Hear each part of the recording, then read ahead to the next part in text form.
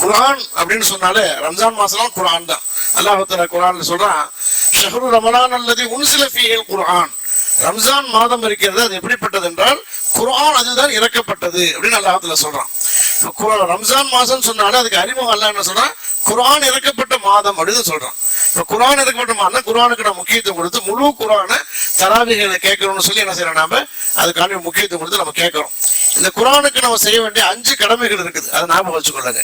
முதல் கடமை வந்து குர்ஆன் மீது ஈமான் கொள்றது, நம்புறது. அல்லாஹ்வுடைய வேதம், இதனால நம்மளுக்கு பிரயோஜனம் ஏற்படும், இதை நம்பணும் அப்படின்னு நம்ம நம்பணும்.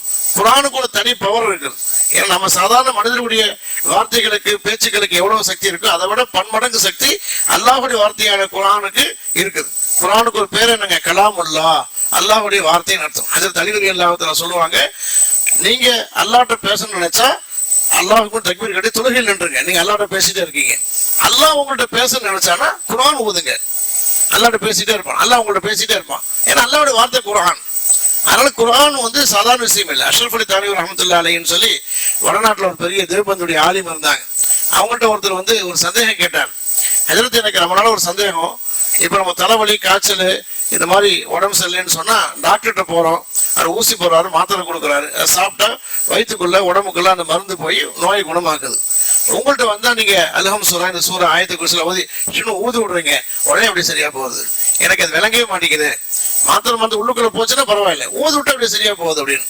அப்ப அஷ்ரஃப் அலி தானவி ரஹ்மத்துல்லாஹி அலைஹி அந்த கேள்வி கேட்டவருக்கு பிராக்டிக்கலா புரிய வைக்கணுங்கிறக்காண்டி உடனே அவர் திட்ட ஆரம்பிச்சிட்டார்.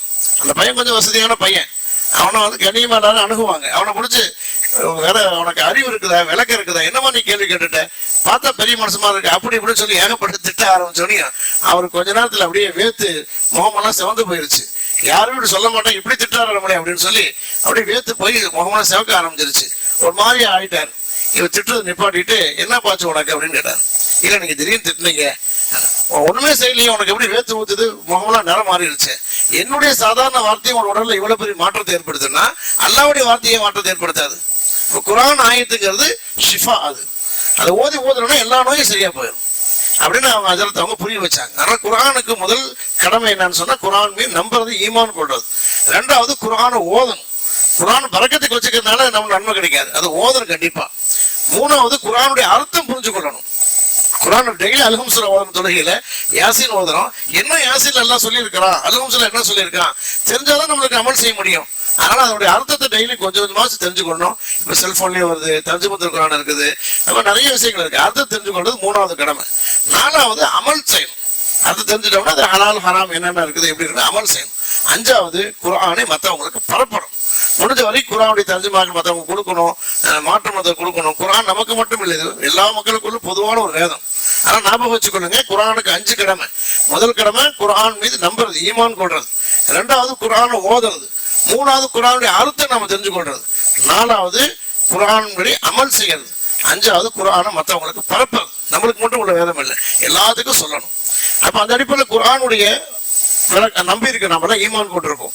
ரெண்டாவது குர்ஆன் ஓத தெரிஞ்சவங்க நிறைய பேர் இருக்கிறோம், தெரியாதவங்க சீக்கிரத்துல கத்துக்கிட்டு ஓத ஆரம்பிச்சிருங்க. மூணாவது அர்த்தம் தெரியணுமா இல்லையா, அர்த்தம் தெரிஞ்சாதானே நம்ம அமல் செய்ய முடியும். அடுத்தது அந்த அர்த்தம் தெரியறது தான் இன்னைக்கு இந்த ரம்ஜான்ல ஒவ்வொரு தராவிக்கு பிறகு உங்களுக்கு குர்ஆன்ல ஓதப்பட்ட சூறாவுடைய சில சில அர்த்தங்கள் சொல்லுவாங்க. அப்படி இன்னைக்கு பாத்தீங்கன்னா குர்ஆனுடைய முதல் ஜுசு சூரத் அலிஃப் லாம் மீம் ஆரம்பிச்சு முதல் ஜுசு ஆரம்பிச்சு அல்ஹம்து சூரா முடிச்ச பிறகு சூரத்துல் பக்ரா ஆரம்பிச்சாங்க. சூரத்துல் பக்ரா அப்படிங்கிறது குர்ஆனோட பெரிய சூரா. பக்ரான்னு சொன்னா மாடுன்னு அர்த்தம். இந்த சூரா முழுக்க அல்லாஹ் தஆலா ஹஜ்ரத் மூசா அலைஹிஸ்ஸலாம் அவங்களுடைய கூட்டத்தார்கள் பனி இஸ்ரவேலர்கள் பற்றி உண்டான சம்பவங்கள் அல்லாஹ் தஆலா நிறைய சொல்றான், வாழ்க்கையில பூரா சொல்றான். அந்த பனி இஸ்ரவேலர்கள் ஹஜ்ரத் மூசா அலைஹிஸ்ஸலாமுடைய உம்மத்தை வந்து பெரிய கஷ்டப்பட்டாங்க, கஷ்டம் கொடுத்தாங்க. ஏதாவது கேள்வி மேல கேள்வி கேட்டுக்கிட்டே இருப்பாங்க. அப்போ மூசா அலைஹிஸ்ஸலாம் அவங்க இதுல ஒருத்தர் மூத்தா போயிட்டார், அவர் கொலை செஞ்சுட்டாங்க ஒருத்தர். இவர் கொலை செஞ்சவர் யாருன்னு மக்கள் எல்லாம் கேட்டாங்க மூசா நபிட்ட வந்து. மூசா அலைஹிஸ்ஸலாம் சொன்னாங்க, நான் அல்லாஹ்ட்ட கேட்டு சொல்றேன். அப்ப அல்லாஹ் தஆலா என்ன சொன்னான்னா, ஒரு மாடு அறுத்து அந்த மாட்டுடைய வால் எடுத்து மூத்தா போனவர் கொலை செய்யப்பட்டவருக்கு மேல அடிங்க, அவர் எந்திரிச்சு உயிரோட எந்திரிச்சு என்ன செய்வார் சொல்லுவார், அவரை கொலை செஞ்சவர் யாருன்னு அப்படின்னு நீங்க சொல்லுங்க மக்கள்கிட்டன்னு சொல்லிட்டாங்க. மூசா அலைஹிஸ்ஸலாம் அல்லாஹ் சொன்னதை கேட்டு மக்கள்கிட்ட சொன்னா, ஏதோ ஒரு மாடை பிடிச்சி அடுத்து அதனுடைய வால் எடுத்து அடிச்சுன்னா பரவாயில்லை, அந்த மாடு எப்படி இருக்கும், என்ன நிறத்துல இருக்கும், அது விவசாயம் செய்யற மாடா வண்டி இழுக்கிற மாடா அப்படின்னு சொல்லி திருப்பி கேள்வி மேல கேள்வியா கேட்டுக்கிட்டே இருந்தாங்க. அல்லாஹ் இந்த விளக்கமா இன்னைக்கு தராவில பூரா அதான் மா லவுனுஹா, அதனுடைய நிறம் என்ன அப்படின்னு கேட்டுக்கிட்டே இருந்தாங்க. அப்ப ஈஸியா கிடைக்காத மாதிரி மஞ்சள் கலர் மாடுன்னு நல்லா சொல்லிட்டான். சிவப்பு கலர், கருப்பு கலர், வெள்ளை கலர் மாடு பார்த்துருப்போம். மஞ்சள் கலர் மாடு எங்க கிடைக்கும்? தேடி ரொம்ப விலை கொடுத்து ஒரு இடத்துல பிடிச்சி அதுக்கப்புறம் என்ன செஞ்சாங்க, அந்த மாடை அறுத்தாங்க. அதனுடைய வரலாறு தான் பூரா அல்லாஹ்வுத்தாலா இந்த சூரத்துல் பக்ரா சொல்றான். அதனால இந்த சூறாவுக்கு பேரு சூரத்துல் பக்ரான்னு பேர் வந்துச்சு. அல்லாஹ்வுத்தாலா குர்ஆனுடைய அந்த வரிசை சூறாக்குடைய வரிசையை பார்த்தீங்கன்னா முதல் சூறா சூரத்துல் பக்ரா மாடுன்னு வச்சிருக்கிறான். அல்ஹம் சூறாவுக்கு அடுத்தது. அல்ஹம் சூறாங்க நுழைவாயில், அதுக்கு அடுத்தது கடைசி சூறா சூரத்துல் நாஸ், குல பரப்பின் நாஸ், மனிதன் வச்சிருக்கான். ஒரு மனிதன் மிருகத்தனமான ஒரு எண்ணம் உள்ளவனாக இருந்தாலும் கூட குர்ஆனை ஓதி ஓதி ஓதி அதன் அர்த்தத்தை புரிஞ்சு அவன் வாழ்ந்துகிட்டே வரும்போது கடைசியில முடிக்கும் போது சூரத்துல் நாஸ் முழு மனிதனாக ஆயிடுறான். அப்படிங்கிறதான் முதல் சூறாவுக்கு மாடுன்னு, கடைசி சூறாவுக்கு மனிதன் அல்லாஹ்வுத்தாலா பேர் வச்சிருக்கிறான்.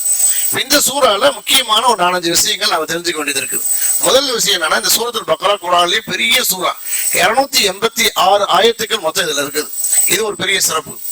இந்த சூறாவை பத்தி சொல்லும்போது ரசூலுல்லாஹி ஸல்லல்லாஹு அலைஹி வஸல்லம் சொன்னாங்க, எந்த வீட்டு சூரத்துல் பக்ரா ஓதப்படுது அங்க ஜின்னு சைத்தான் வராது அப்படின்னு சொல்லியிருக்கிறாங்க. ஆனா புது வீடு கட்டும்போது சூரத்துல் பக்ரா ஓதுவாங்க. அதனால முதல் விஷயம் சூரத்துல் பக்ரா பெரிய சூறா. இரண்டாவது சூரத்துல் பக்ரால தான் ஆயத்துல் குர்சின்னு சொல்லக்கூடிய ஒரு முக்கியமான ஒரு ஆயத்து இருக்குது. 3ஆம் ஜுஸுடைய முதல் பக்கத்துல இருக்க ஆயத்துல் குர்சி. அல்லாஹ்வுடைய அர்ஷுக்கு கீழே புதைக்கப்பட்ட புதையல்கள்ல ஒண்ணு ஆயத்துல் குர்சி. இந்த ஆயத்துல் குர்சி பத்தி வருது. ரசூலுல்லாஹி ஸல்லல்லாஹு அலைஹி வஸல்லம் அவங்க மஸ்ஜித் நபவியில சதகாவுடைய பேரிச்ச மரங்கள்லாம் வச்சிருந்தாங்க ஏழைகள் கொடுக்கறதுக்காக வேண்டி. அபூ ஹுரைரா ரலியல்லாஹு தஆலா அன்ஹு அவங்கள காவலுக்கு வச்சிருந்தாங்க. நைட்டு படுத்துங்க, யாராச்சும் வந்து திருடிட்டு போயிட போறாங்க அப்படின்னு சொல்லி படுக்க சொல்லிட்டு போறாங்க. அவங்க காவலுக்கு எதிர்பார்த்துட்டு இருக்கும்போது ஒரு திருடன் வந்து அதை எடுக்க வந்தான். அவனை பிடிச்சி கட்டி போட்டாங்க. அவன் வந்து சொன்னா, நான் தெரியாம என்னை விட்டுரு அப்படின்னு சொன்னான். சரின்னு விட்டுட்டாங்க. அடுத்த நாள் காலையில் ரசூல் ஸல்லல்லாஹு அலைஹி வஸல்லம் வந்தவனையும் சொன்னாங்க, ஒரு திருடன் வந்தான், அவனை பிடிச்சி கட்டி போட்டுருந்தேன், ரொம்ப கெஞ்சனால விட்டுட்டேன்னு. ரசூல் ஸல்லல்லாஹு அலைஹி வஸல்லம் சொன்னாங்க, வந்தவன் திருடன் ஷைத்தான் தான், திருடனுடைய வடிவத்தில் வந்திருக்கிறான், அந்த உருவத்தில் வந்திருக்கிறான், நாளைக்கு வரும், அவனை விட்டுறாதீங்கன்னு சொன்னாங்க. ரெண்டாவது நாள் அதே மாதிரி ரொம்ப கவனிப்பா இருக்கும்போது அதே திருடன் வந்தான், அவனை பிடிச்சி கட்டி போட்டாங்க.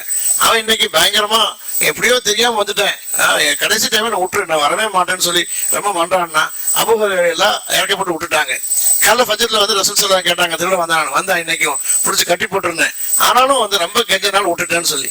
இன்னைக்கு ஒரு ரூபா பார்த்துக்கேன்ட்டாங்க. மூணாவது நாள் அந்த திருடன் வந்தான், இன்னைக்கு பிடிச்சி கட்டி போட்டாங்க, இன்னைக்கு விடவே மாட்டேன்னு சொல்லி. அந்த சைத்தான், திருடனுடைய உருவத்தில் சைத்தான் வந்து என்ன சொன்னா, நான் வந்து உங்களுக்கு ஒரு துவா ஒன்று சொல்லித்தரேன், நீங்க துவா சொல்லித்தரேன், எனக்கு அவுத்து விட்டுறீங்களா அப்படின்னு கேட்டான். அபூ ஹுரைராவுக்கு கல்வியின் மீது ரொம்ப ஆர்வம் உள்ளவங்க, அதனால சரி சொல்லிக் கொடு அப்படின்னாங்க.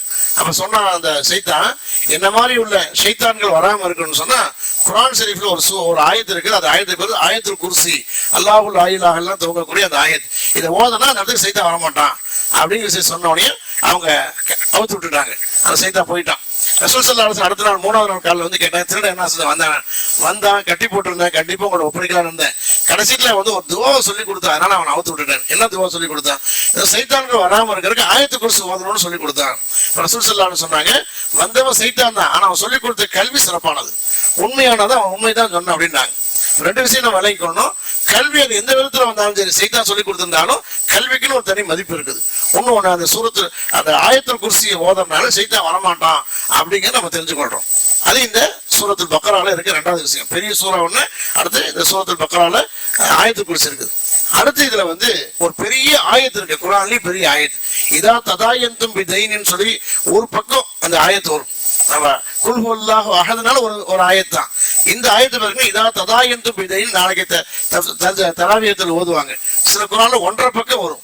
அந்த ஆயத்து வாங்கினா ஃபுல்லா ஓனா தான் தொழுகை முடிக்க முடியும். அந்த மாதிரி ஒரு பெரிய ஆயத்து இந்த சூரத்துல் பக்ராவுடைய கடைசி ஒரு 3-4 ஆயத்துக்கு முன்னால வரும்.